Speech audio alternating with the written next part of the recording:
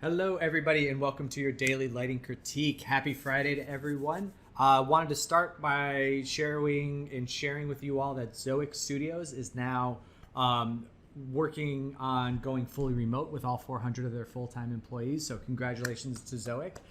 The only reason why I bring that up is because we were just talking about it. Is this idea of more flexibility in our industry and how more companies are going remote and either as a full-time model or as part of their workforce, and that's great. I understand that there are many of us that would rather work in the studio for that collaboration. Those opportunities will still be there. It's just for the others of us that like to work remotely. Where 2 years ago there was like almost zero opportunity to do that. There now is some, and it's really lovely to see the industry advancing. And kind of updating themselves to the changing needs of individuals. So I think that's really great. Okay, let's hop into some images. We will go through them. Actually, today what we're going to do is we're going to do in reverse alphabetical order. And I will start with those that are present, and then I'll go back to the others that are not. So let's see. Okay. Justin is excluded from this because he submitted late. You are now under the Untitled. You will be I'll get you in the end. All right. Okay, Keldon, you are here. I thought I saw your name popping up. Yep. Okay, cool. Great. Okay, so this is a first submission of our Mushroom Girl project. You had a couple submissions yesterday where you're looking at the lighter or darker background, and then you updated once more this morning. You've got this reference, which is really beautiful and really on point. I think that it looks like you decided on the darker background. Were you still questioning that? That's sort of my initial decision, yeah. But if you thought that you had some recommendation on that subject, I think the dark is really nice. I think it works a lot better. I think seeing them together works really great. And you added something in this later one, which is just like little more of these bright points. I don't know if it's just like a different background or how you did it, but having those like bokeh little like circly orbs of light back there are really, really helpful. It just makes it feel a little bit more magical because that's like what all of this is.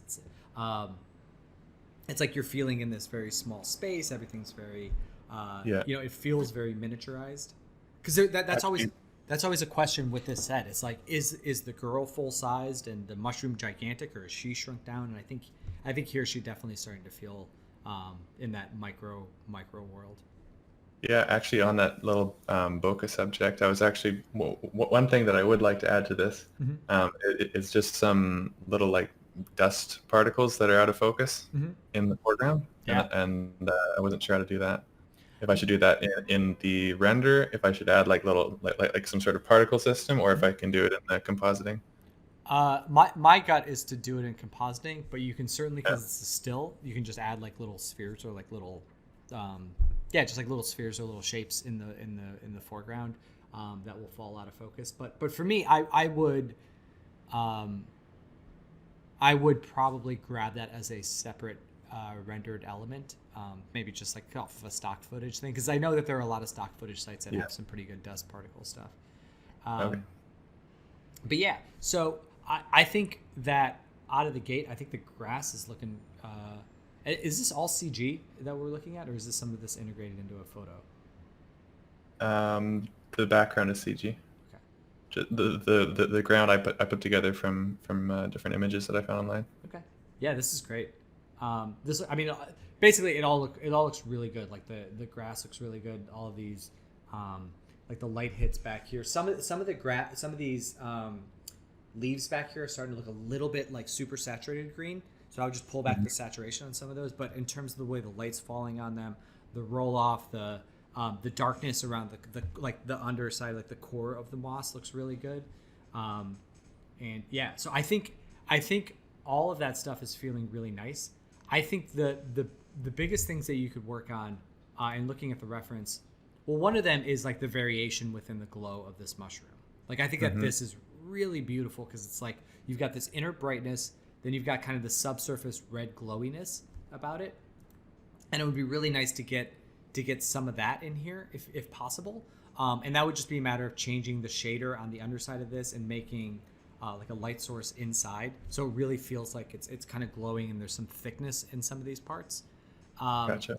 And then in terms of the lighting, I think that we can go brighter right around our main subject area, especially on the character. Like I feel like she's getting a little dark underneath her chin. Like she should feel brighter, warmer. I think we can go like brighter in this region. I wonder what light I should increase. So for her, it's a matter of getting. Where was that at? Huh. Why are you not erasing? For her, it's just a matter of.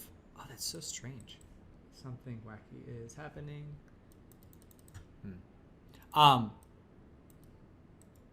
Wait. Okay. So for her, it's, oh, is something still open? Let's see. Nope. Huh.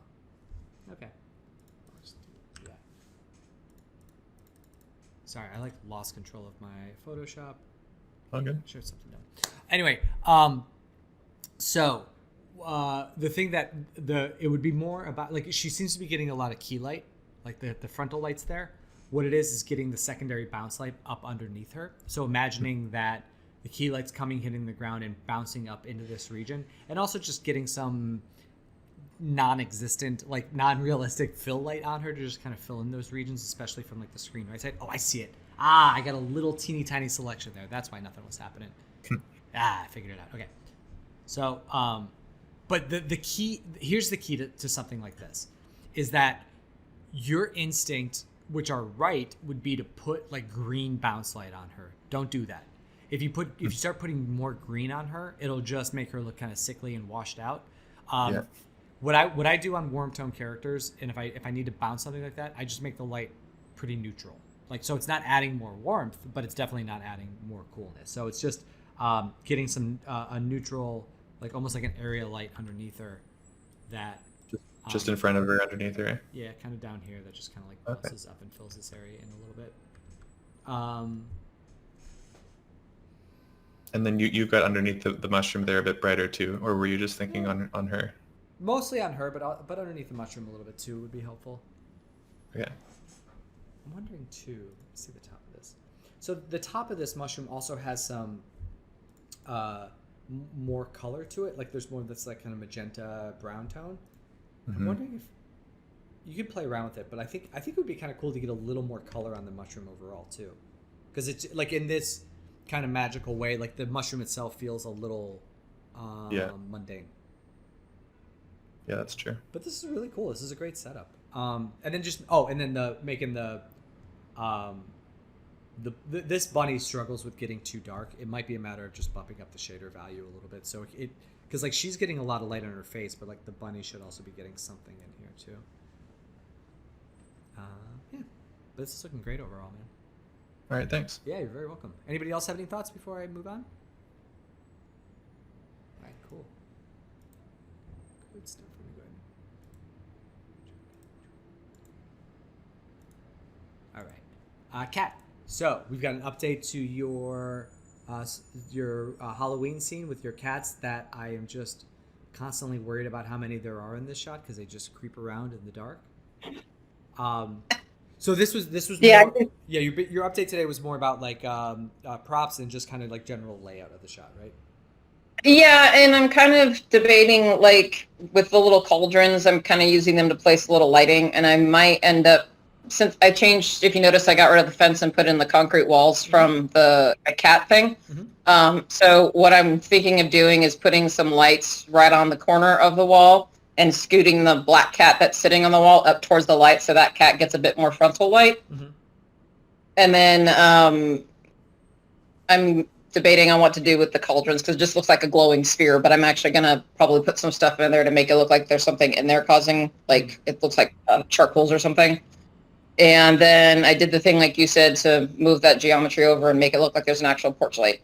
Great. So yeah, that's what I did. I'm just trying to put some little scattered light around to kind of also use it as fill light and to just make the scene look a bit better. I want to add more stuff to the left too. I've got some gravestones and stone crosses I'm going to put on the left side so it doesn't look so empty on the left side in the distance. Got it.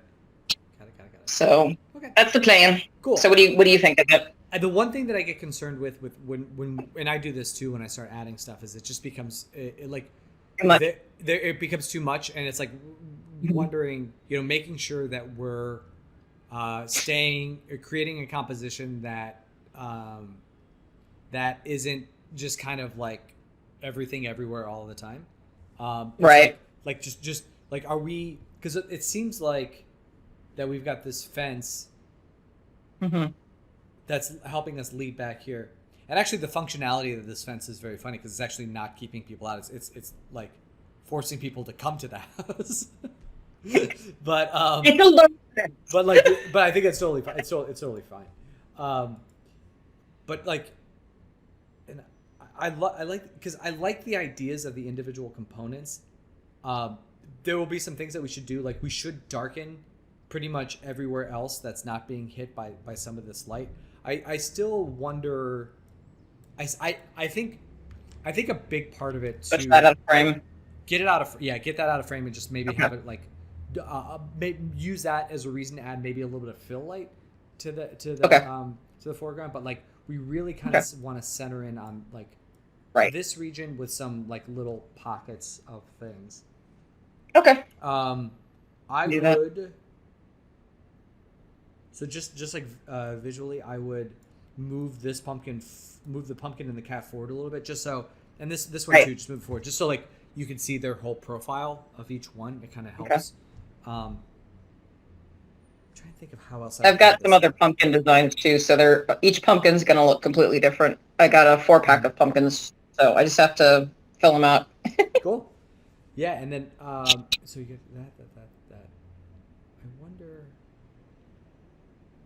Yeah, I'm just trying to think of like, so I'm wondering if maybe one of these could be up here too by him.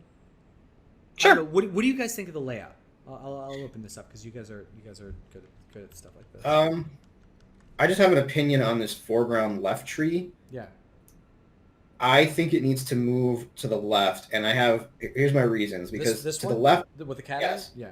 That one is because that tree to the very direct left in the upper, it's just a empty spot between it and the lantern or the street light. Mm-hmm. It also, the screen right side of that tree, or I'm sorry, the right side of that tree, really rides the pole of the house like so tightly. It's just like, I think just moving that to the left centers the house a bit more. It distributes more interest up front, and I think Kat, like if you do anything to your background, like your foreground stuff is so complex already. It's just got to be like really super like simple and blurred back there, to keep it. I forget what your video might call it, but like complex over simple. Mm-hmm. But yeah, for some reason this tree hugging that house makes the whole image kind of feel shifted to the right, almost like there's no reason to have too much on the left. Yeah. I wouldn't move it as far left as like your screen right trees are screen right, because you don't want it to feel symmetrical. But yeah, it's just I don't know why it just makes it a little uncomfortable. Yeah, well, because there's not a lot of stuff on the left-hand side yet, and so it kind of threw everything off. And then when I had I don't think you need to add more stuff to the left. Yeah. I think just repositioning that tree and that, like, you would solve your issue. And, Yep. Yeah, and I agree. I do like the idea of adding some of like the small gravestones and stuff near the ground, because it can help. If we do see this horizon line, it'll help break that up a little bit, because that's a little. But like keeping stuff low to the ground, moving this over, moving this off camera. Yeah, because that really what it is, Aaron, is just because it starts to kind of feel overweighted to the right, and so it's it's like you said, it just brings about some more symmetry. That's a great note. Anybody else have any thoughts on the general layout of this? Quick question. I kind of did a little cheat light on the cat that's on the roof to brighten it up a bit. Is that outline bright enough, or do I need to make it brighter? That's good. And I would almost hit it with a cool rim light on. Yeah, I was thinking about that last night. I'm like, I probably need to put some cool light on it. So we can get there with the individual lighting. I think it's just with those types of detail stuff. Let's nail down these broad strokes first.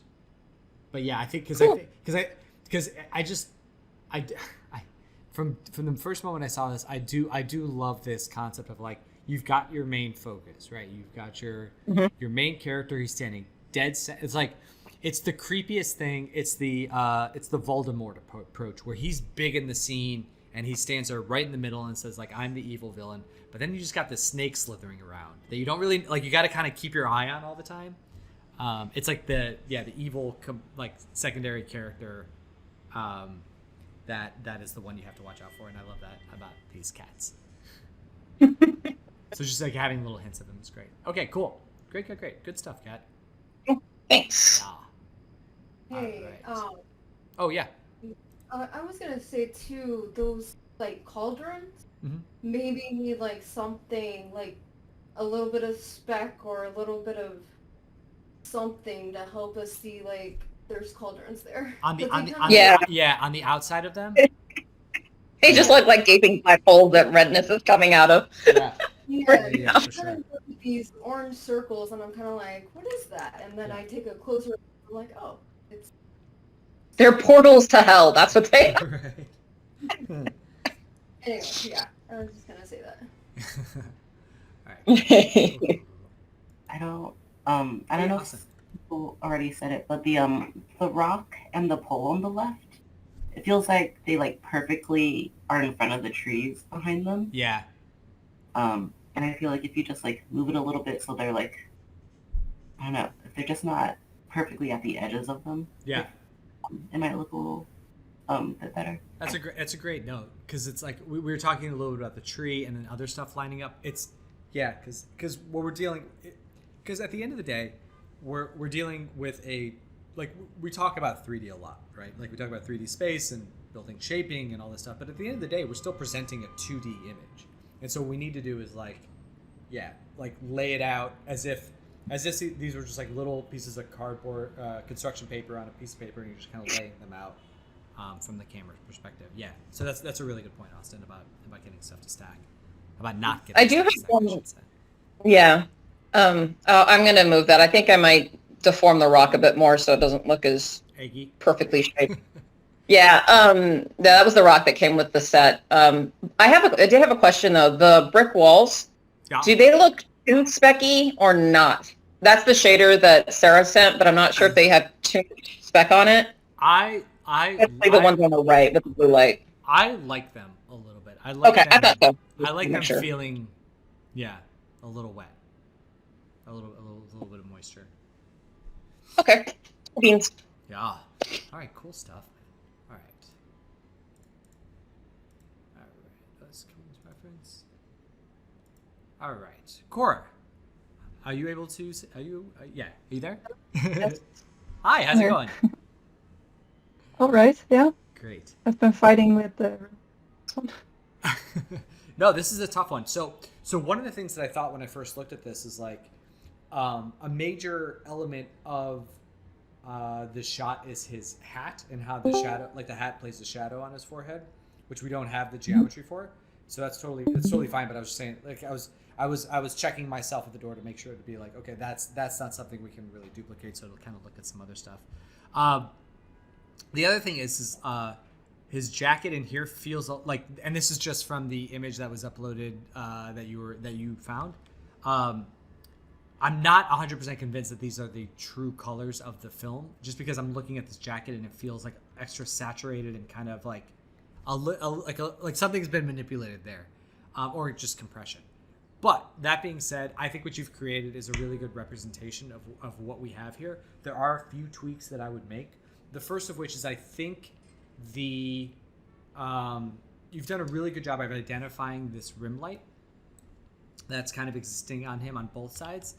I think the balance of the key light shining onto his face and the key light shining down here versus that rim light, I think we can adjust that a little bit by making the key light a little bit darker, like pulling back on the intensity of this light, and then possibly increasing the rim light a little bit brighter, because this rim light here, you can see it on his shoulders, you can see it on his hat, is very, very intense. So I would keep that And then also try and get it around the top of the sphere's head too. Because although we don't see it up there, one of the things that's nice about that rim light is it just kind of follows the character all the way around. So that would be one. Again, so tone down the key light, push the rim light a little bit stronger. I love that you're feeling this little bit of warmth into the scene here. I think that works really great. I do think that we can get, because the lighting in this feels a little bit stagey. Like this, what you have here feels more like an actual nighttime sky, where this one feels like there's probably some crane with a giant light shining back here. And I think we could actually probably get a little more light I would call it the mid-ground. I like what you have in the distant background, but I think this mid-ground area could get a little bit more light in there. Okay. Yeah, sounds good. Yeah, but Does that mean? Oh, go Does ahead, that mean I need a third rim light? Because I'm using two now because it's a ball shape, so yeah, it's kind of I would tricky. I would do it. Yes, I would do it. If that's I would do a third one as a spotlight that's really just centered right around here, so it doesn't it kind of fades off in through here, so it doesn't really affect what you have here on the sides. It just gets a little extra bit on the top. Yeah. Yeah, it's usually that's lots of times what ends up happening when you have to do like this perfect rim light around the whole characters. It takes 2 to 3 to 4 of them. Cool stuff. Anybody else have any thoughts? All right. Thank you. Yeah, you're welcome. All right, Austin, we've got let's stack these.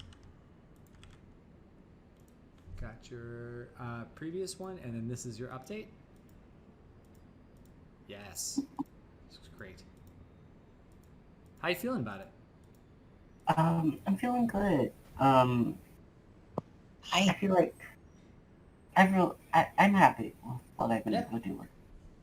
I think so. This is not an easy character, and you've made 2 really good images with her. I'm just doing like a once over to see if there's anything else. Do you guys have any thoughts? I think it looks really good. Good job, Austin. Yeah, I think it looks great too. Are we ready to clap for Austin? Really nice. Yeah. Ashley, you ready? Yeah. Tell Aaron to unmute too. Aaron, be ready. All right, here we go. We're gonna clap.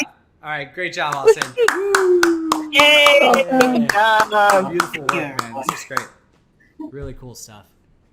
I actually have a question about this shots like this. When you're working on demo reels, does it?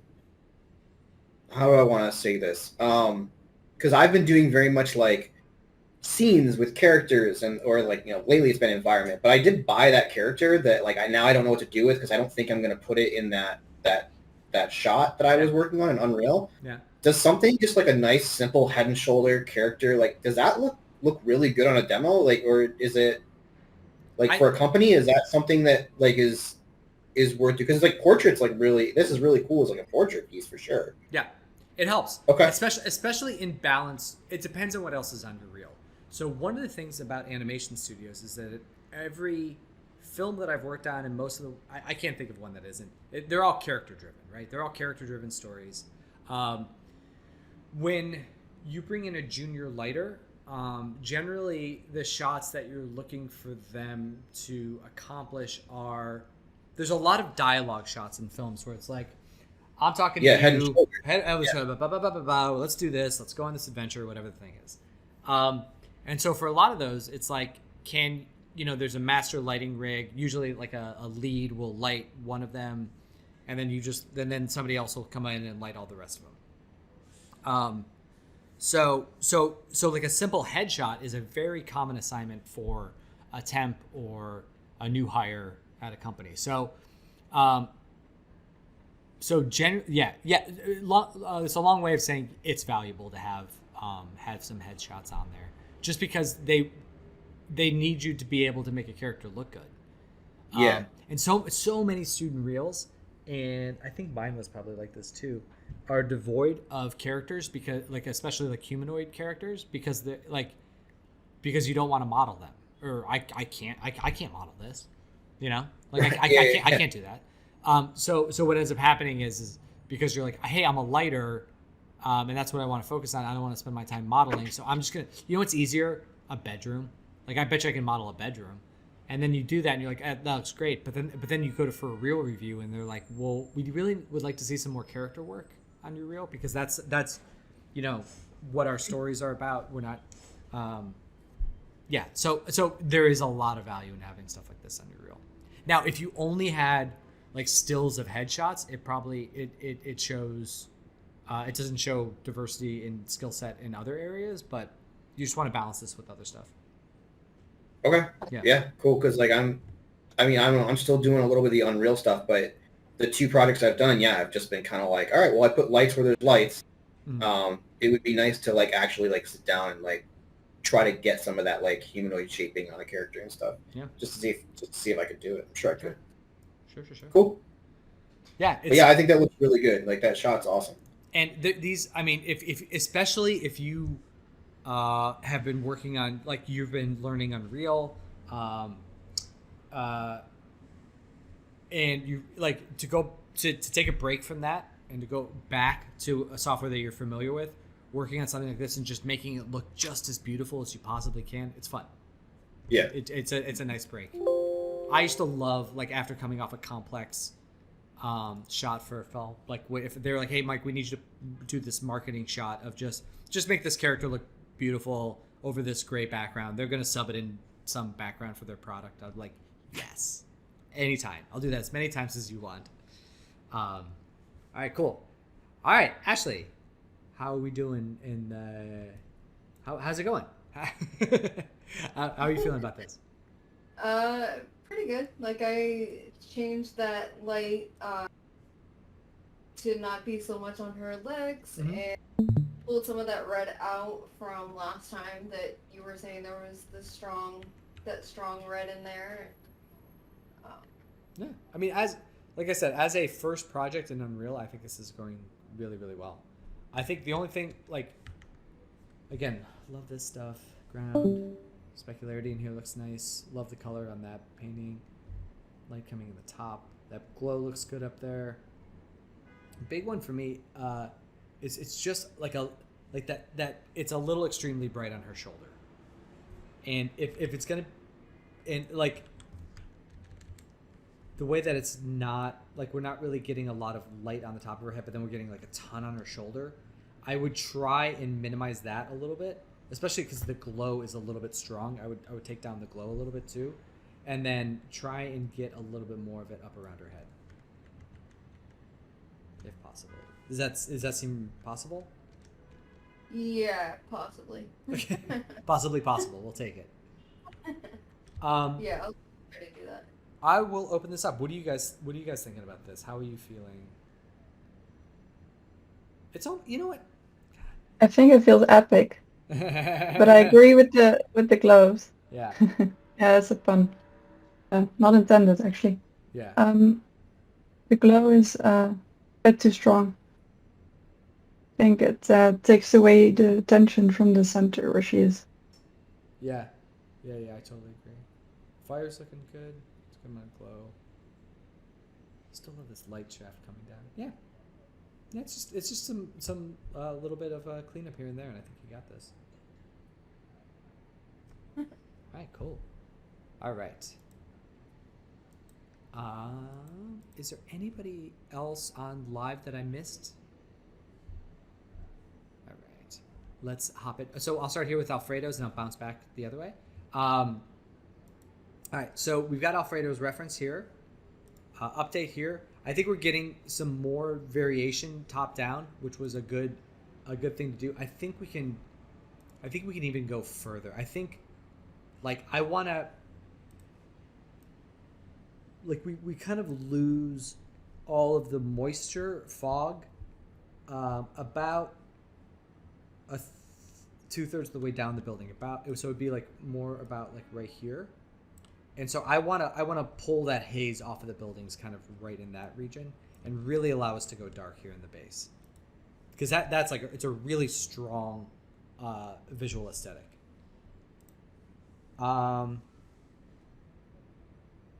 Did Did he make the lights on the signs less glowy than the previous iteration? Because No, I could be wrong.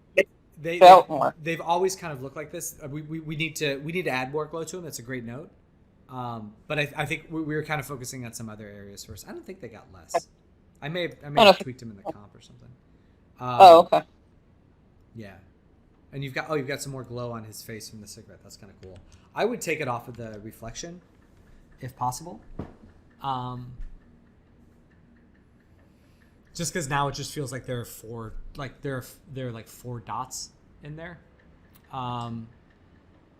Is this light on the building from the headlight of the car? Because car lights really, actually that's something too. Is that the reference? That's too far away to see. But headlights of car face downward, so they don't blind the other drivers. I'm wondering if there's an opportunity to add like a pool of light down here too. And then darkness here. The other areas that I would really like to focus in on, you don't have to do these right away, but the things that are going to make or break this shot, again, adding more of the wires eventually, these wires that hang across, adding some more of them back in here. Yeah, as Kat was saying, getting these neon signs to like checking some reference and making sure that they're really glowing. The darkness down here at the bottom being cut with some of these specular highlights would be great. And then another big one is the look of these of the lights is like here. It's really cool in that, and it would be nice to get that here. So what you're looking for in the tail light of the car is, I mean, you can look at some reference, but it would be a lot of like bright bulbs here inside them. That, like, it's like a white bulb with a very bright, punchy red, right kind of in here, and then kind of like a softer glow outside of that. Where right now it's just kind of like one tone, where there's a little bit like there, you can see the squares of those, but like you need to have some more value variation within there. And then let's see. Hey, Mike. Yeah. If you go back to Alfredo's really quick, on the left side, the really shiny things by the street, I don't know if those are supposed to be like newspaper holders or whatever, but I think they might be too shiny. Yes. Or not. I think something. I think the reference below there is really dark. Yeah. Yes, it says. So as we get darker in the diffuse, what I'm thinking is, like, do you see how there's like these speck hits on this thing over here? Like that looks really good. Like that, and then on this kind of railing here, that I think that when we get, because it's darker over here than it is over here, is that as this gets darker, it might bring those values down with it. And so like just some of that specularity remains. But as you're totally right. As they sit right now, they're a little bit bright. Can you go back to the reference for a second? Yeah. Okay, I think some of it maybe, well, I know like the buildings and stuff, they made this look very dirty and grungy, but I think maybe Alfredo's light is angled a bit more towards the ground than the references too, which is why they're so much brighter, because I think he's got the light coming in, it looks like maybe from the screen right. So I don't know if maybe they angled it or just the amount of like grunge they put on the stuff on the bottom, but because there's nothing really specky on the grunge like that. Yeah. Also, I think, I mean, this could just be just an artistic decision. I'm wondering if just like the green saturation overall, like looking at the sky coming down here, it's like really bright in the foreground. It gets like much darker, and that's part of the dynamic quality of this shot. I'm fine with the green color. I just think maybe we should go brighter in the sky here at the foreground, and then push it darker in the back. Yeah. Again, this shot has so much potential. It's going to be really cool once we get all those like the small pieces in place. All right, cool.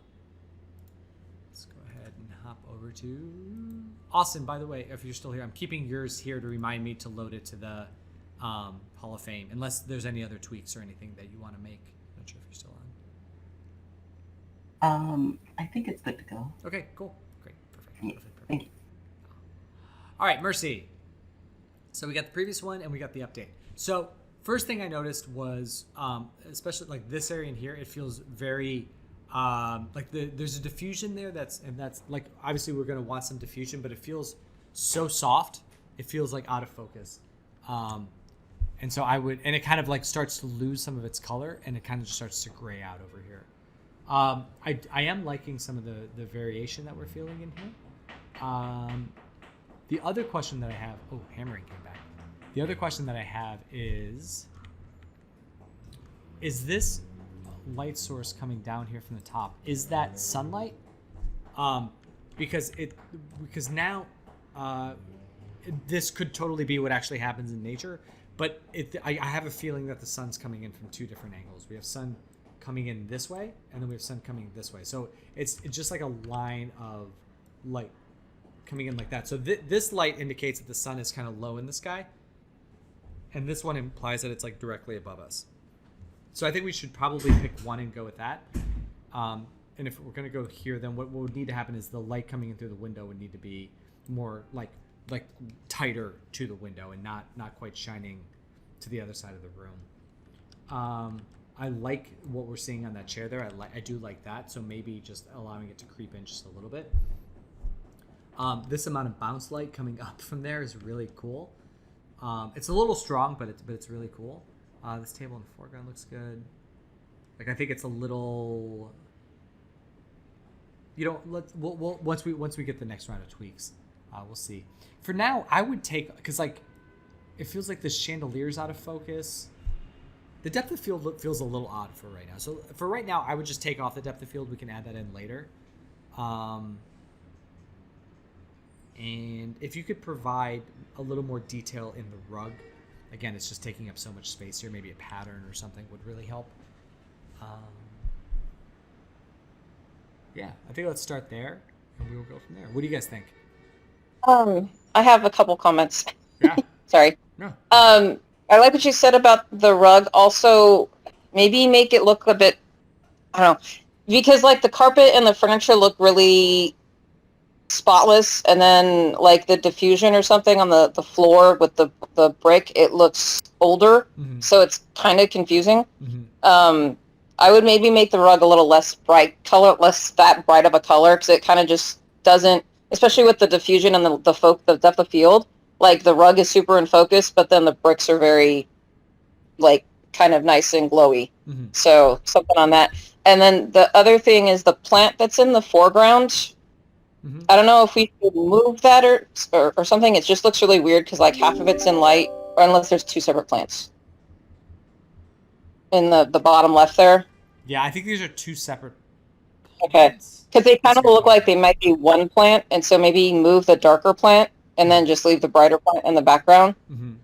And then the other thing is the table. It just kind of seems weird sitting there without anything around it. Like, yeah. Chairs. So maybe push it a little farther into the background. Yeah, it's also like from a room placement. It's just kind of right yes, in the middle of the room. Everything kind of just like nothing connects with the other thing. Yeah.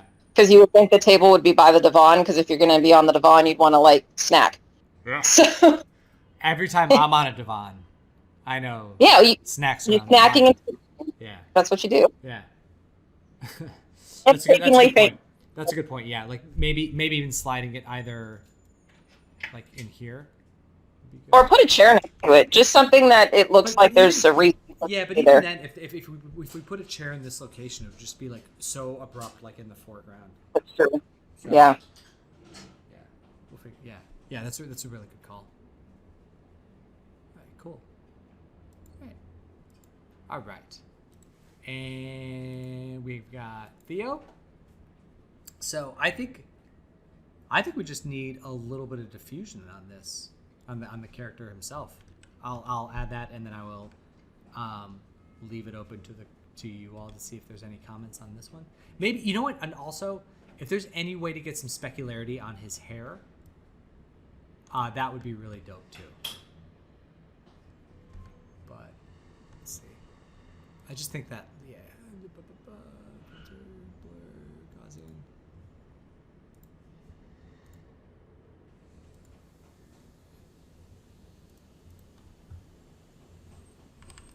I think you've done a really nice job with this one. This one's come a really long way. The next time you post this, if you could post your original, like the very first one, if you still have that. If not, I could probably track it down too.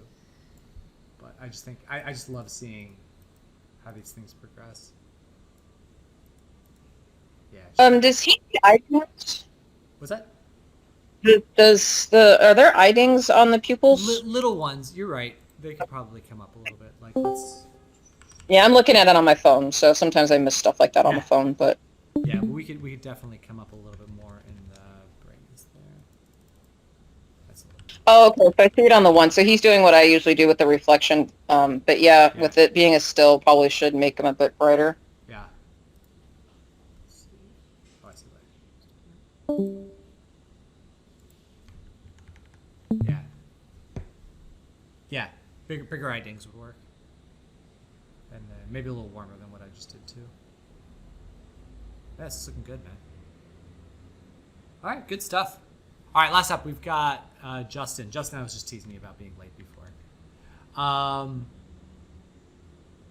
Damn it! It feels like I should have some really good notes for this one because I made him wait so long, right? I don't know if I think I'm gonna underwhelm here because I think this looks good. Mountain looks a lot better. It's a great note by Diana yesterday.